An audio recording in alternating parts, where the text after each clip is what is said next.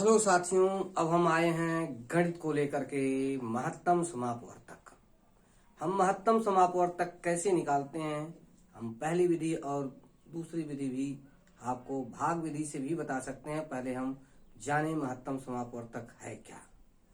हम चलते हैं महत्तम समापवर्तक पढ़ने, और महत्तम समापवर्तक ही बताया जाता है, लघुत्तम समापवर्तक नहीं बताया जाता है, लघुत्तम समापवर्त बताया जाता है। यहाँ पर देखिए, हम दोनों जो है निकाल कर दिखाए हैं आपको। महत्तम 12 और 18 का हम म से निकालने जा रहे हैं, और ल से भी लघुत्तम समापवर्तक भी हम आपको निकाल कर दिखा रहे हैं। आखिर महत्तम समापवर्तक ही क्यों बताया जाता है, लघुत्तम समापवर्तक नहीं बताया जाता है।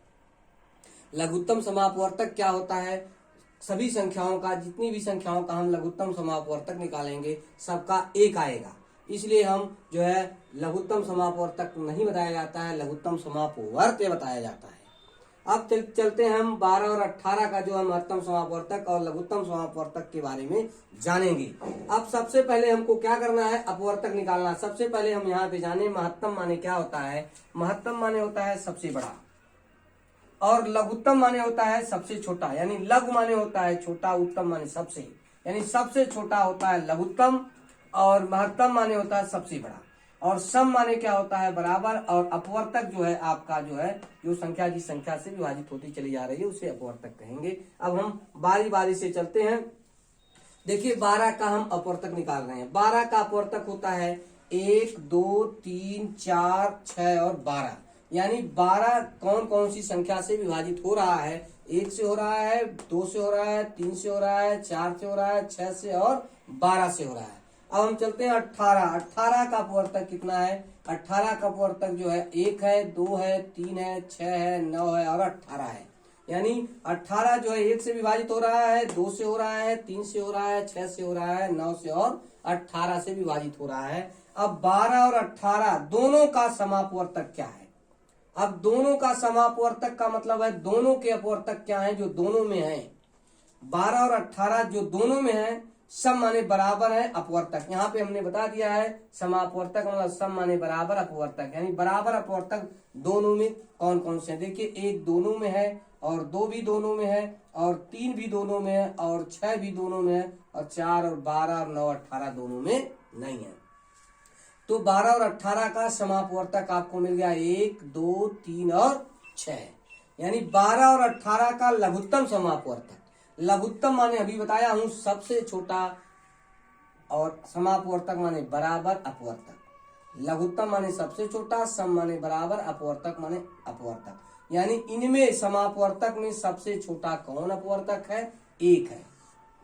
समझ में आ गया, एकदम आना चाहिए। 12 और 18 में सबसे छोटा समापवर्तक 1 है, और इसीलिए जो है किसी भी संख्याओं का हम जो म से निकालते हैं तो उस संख्या का जो लघुत्तम समापवर्तक होता है वह 1 होता है। इसलिए एक जो है महत्तम समापवर्तक, एक जो है महत्तम निकाला जाता है, लघुत्तम का जो है डायरेक्ट तो नहीं दिया जाता है। लेकिन आप लोग याद रखिए, प्रश्न ये पूछा जा सकता है कि महत्तम समापवर्तक में जो निकाला जाता है, जो इन संख्याओं का लघुत्तम समापवर्तक कितना होगा। किसी भी संख्या का 2 संख्या, 3 संख्या या 4 संख्या ले लें और कह दें कि इस संख्या का लघुत्तम समापवर्तक कितना होगा, तो आप बोलेंगे लघुत्तम समापवर्तक 1 होगा।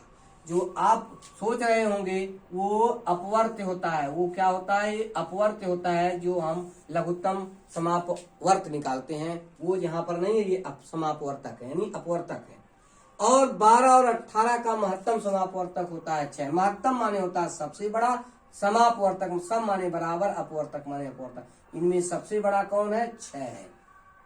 इसलिए 12 और 18 का जो महत्तम समापवर्तक होगा 6, और 12 और 18 का लघुत्तम समापवर्तक होगा 1। यानी कहने का मतलब एक किसी भी संख्या का हम लघुत्तम समापवर्तक निकालेंगे तो 1 ही आएगा, सबसे छोटा। और सबसे बड़ा जो आता है वही महत्तम समापवर्तक होता है। अब ये महत्तम समापवर्तक दूसरे रेशियो से, भाग विधि से भी आप निकाल सकते हैं। जैसे भाग विधि से आपको निकालना है, जो बड़ी संख्या है उसमें हम छोटी संख्या की भाग देते हैं। भाग देते हैं 12 एकम 12 आ गया। अब 18 में से जो है 8 में से 2 गया 6, और इसमें से आ गया 0। अब 6 में हम 12 की भाग देंगे, यानी जो ये आता है उसमें हम भाग देंगे 6 गुना 12।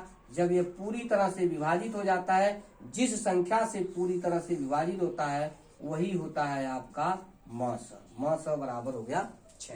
बहुत ही आसान तरीका है, आप इसको कर सकते हैं। जैसे 12 और 18 है और किसी भी संख्या का आप निकाल सकते हैं। अगर कोई कह दे 20 और 25 का म से निकालना है, 20 और 25 का म से निकालेंगे तो भाग विधि से आप निकाल सकते हैं। ऐसे 20 एकम 20 हो गया और यहाँ पर 5 आ गया, 0 हो गया। अब 5 की भाग दे सकते हैं 20 में, तो 20 पच्चे 20 चौक 5 चौके 20, 5 चौके 20 हो गया, एक कट गया।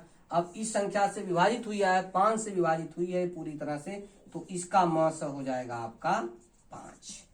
याद रखिए ये भाग विधि है और ये आपका गुणनखंड विधि से अपवर्तक की तरह से निकालेंगे। आप इसको अच्छी तरह से जानिए ताकि आपको आगे जो है कोई भी परेशानी ना हो।